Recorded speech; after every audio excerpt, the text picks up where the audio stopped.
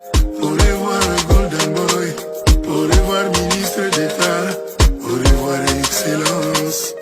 Un peuple ravagé par la douleur et difficile de contenir son émotion.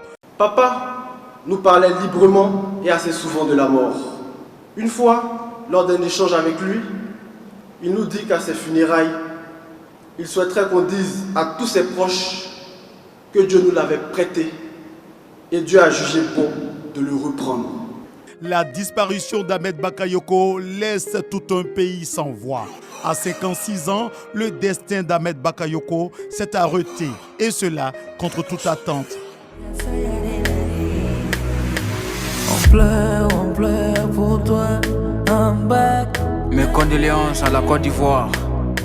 On pleure pour toi, I'm back. Le mercredi 10 mars 2021 aura été un mercredi noir.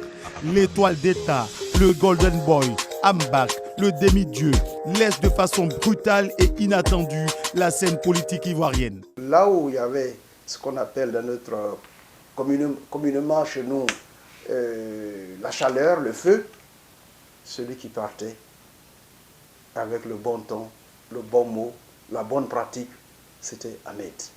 Des cicatrices indélébiles qui marquent encore ses esprits et les cœurs de tous ces hommes, ces femmes et ces jeunes brisés par le chagrin. Et Feu Ahmed Bakayoko nous a démontré, nous a enseigné qu'il fallait pouvoir justement s'élever au-dessus d'un certain nombre de contingences pour construire la Côte d'Ivoire solidaire. C'était lui, Ahmed Bakayoko, personnage hors pair et unique en son genre. Une fois, j'étais dans mon quartier en zone 4, puis je vois un cortège. Donc, tout le quartier était presque dehors. Et quand il descend, son cortège, quand il se lève la tête, il voit que je suis là. Mais puisque c'était sur la route, donc il me voit en train de marcher au quartier. La sécurité autour de lui. Il dit, Bédel, ça va? Mais tu fais quoi ici? Il pouvait me voir un peu partir. Mais quand il s'arrête, il m'appelle Bédel, il n'appelle pas mon nom. Bédel, viens. Tout le quartier voit qu'il m'appelle. Ahmed Bakayoko aimait la vie. Ahmed était humble. Ambak était d'une grande générosité. J'étais à Paris et je suis tombé très malade. Je suis tombé dans le métro. J'ai été transporté par l'ambulance qui m'a envoyé à l'hôpital. J'étais avec un ami et il était 2 h du matin à Paris. J'ai un ami qui m'a dit, mais Kader, est-ce qu'on informe le ministre d'État? Mon ami décide de me filmer et puis d'envoyer à travers mon téléphone un message WhatsApp. 10 minutes plus tard, mon téléphone a sonné. Et c'était Ahmed qui était au bout du fil.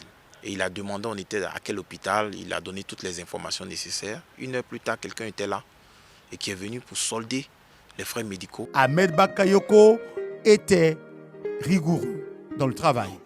Et sa vie nous démontre qu'on peut aller de zéro pour atteindre le sommet. Et c'est ça que nous devons retenir chez le Premier ministre Ahmed Bakayoko.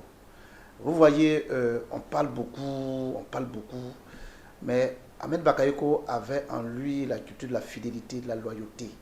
Il était toujours fidèle et loyal à son père, qui est le président de la République, son Excellence, le président Alassane Ouattara. Ave César, Ave Ahmed, les mortels que nous sommes, te saluons et te demandons de veiller sur nous. Ahmed Bakayoko était tout simplement spécial.